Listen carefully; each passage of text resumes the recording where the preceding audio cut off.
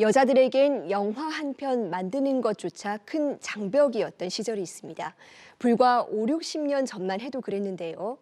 오늘 뉴스브릿지에선 이들의 삶을 스크린에 복원하는 과정에서 꿈과 희망의 의미를 그려낸 흥미로운 시간 여행 이야기를 만나봅니다.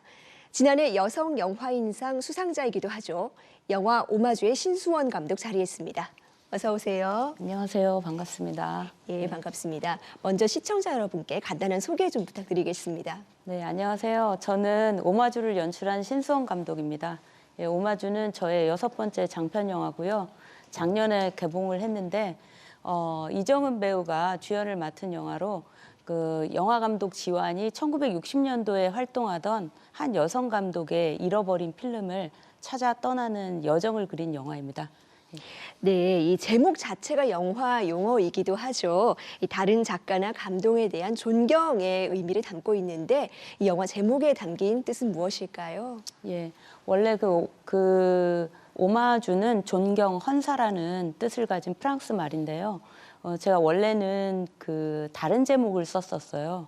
근데 이제 시나리오를 쓰다 보니까 주인공 지완이 사실 과거에 영화를 했던 사람들이라든지 문 닫은 극장이라든지 이런 곳을 찾아다니는 행위 자체가 그분들에 대한 어떤 기억, 잊혀진 그 분들에 대한 기억, 그다음에 존경 이런 걸 의미하는 것 같아서 제가 제목을 오마주로 바꿨습니다. 예, 영화가 감독님 자신의 이야기도 반영하고 있다고 들었습니다. 벌써 이 12년 전에 이미 골격을 만드셨다고요? 네. 일부는 이제 제 이야기이고 이제는 아닌 부분들도 있는데 제가 2011년에 MBC에서 여자만세라는 다큐를 만든 적이 있어요. 그때 처음으로 1950년대, 60년도에 활동하던 한국 최초의 여성 감독들이 있다는 사실을 알고 굉장히 좀 충격을 먹었습니다. 그러니까 그 당시에는 남자 감독들만 있을 거라고 생각을 했거든요. 그래서 그때 이제는 다큐에 한 15분 정도 분량을 담았는데 그걸로 너무 아까워서 언젠가는 저만의 시네마 천국을 한번 만들어 보겠다 해서 이제 오마주를 시나리오를 쓰게 됐습니다. 예, 그러면 이 영화 오마주로 한 걸음 더 들어가 보겠습니다. 이 주인공이 60년 전 선배 여성 영화인들의 삶을 복원을 하게 됩니다. 이 과정에서 특히 이 홍은영 감독의 여판사라는 필름을 복원하게 되는데요. 어떤 의미가 있을까요? 네. 제가 그 복원이라는 것 자체가 사실 저는 잊혀진 존재한테 이제 다시 이름을 찾아주는 행위라고 생각을 하고요.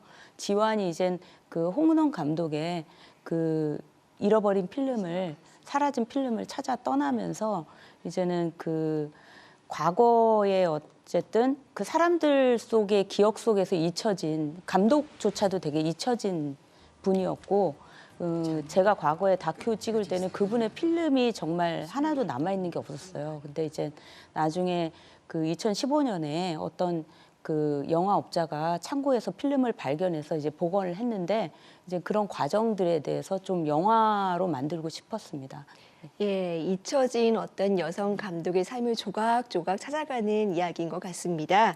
그렇다면 이 영화의 핵심 소재인 또 다른 영화, 이 여판사는 어떤 내용일까요? 네, 여판사는 1962년에 홍은원 감독님이 만든 첫 번째 장편 영화인데 그 당시에는 사실 그 영화들이 여성을 다룰 때 이제 아내, 엄마 그리고 시골에서 상경한 이제 그 직업 여성들의 이야기를 많이 다루고 있었고요.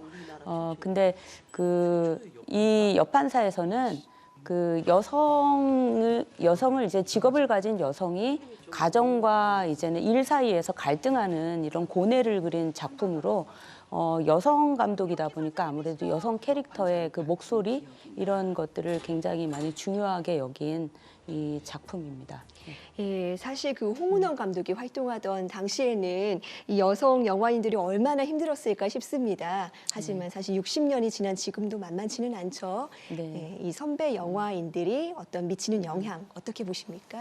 예, 사실 뭐 그때에 비하면은 지금은 과거보다는 그래도 좋아졌는데 이제 저도 아무래도 여성 감독으로 일하다 보면은 좀 되게 지치고 힘들 때가 많이 있습니다. 근데 가끔 제가 그 다큐멘터리를 이제 할 때 이제는 그 과거에 이분들을 생각하면은 그때는 정말 칼없이 어떻게 보면 전쟁터에 있었던 여장부 같은 분들이잖아요. 그래서 뭔가 그 위로를 받는 듯한 그런 느낌을 많이 받았습니다.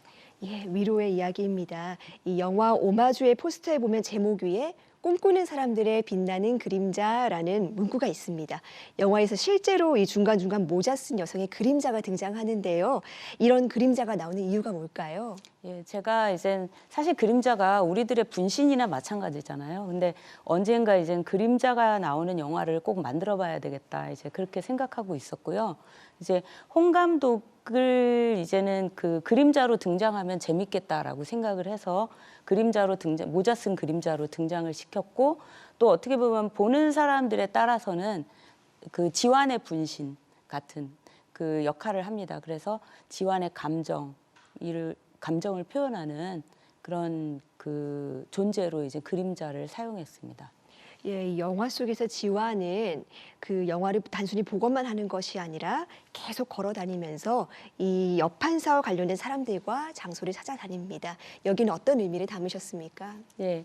그 지완이 자체가 영화를 보시면 알겠지만 되게 정체돼 있는 인물입니다. 그래서 수영을 할 때도 사실은 발차기를 제대로 못해서 잠기기도 하고 물속에 빠지기도 하고 막 이러는데, 사실 그 필름을 찾아 떠나는 여정 속에서는 계속 제가 걷게 했습니다. 그래서 정은 씨가 이제 그 걸어가는 어떤 행위 자체가 뭔가를 다시 시작하는 거잖아요. 그래서 그 정은 씨가 사실 영화 속에서 걷는 장면들이 굉장히 많고, 어떤 곳에서는 막 달리기도 하고 오르기도 하고 뭐 이런 장면들을 많이 넣었고요. 근데 이제 안타깝게도 이제 달리는 장면들은 편집해서 최종적으로 삭제했습니다. 네. 예, 감독님께서 특별히 이 영화에서 좋아하시는 대사라든지 장면이 있을까요? 예. 저는 그 이주실 배우님이 그 정은 씨한테 이제는 그 편집 기사로 출연하셨는데, 나중에 이제는 그 자넨 끝까지 살아남아 이런 말씀을 하시는데, 그 부분의 대사를 굉장히 좋아하고요. 장면은 이제는 그 두 분이 편집 기사와 지완이 이제 빨래를 거둘 때 이제는 그 이불 뒤에서 나누는 대화 장면이 있습니다.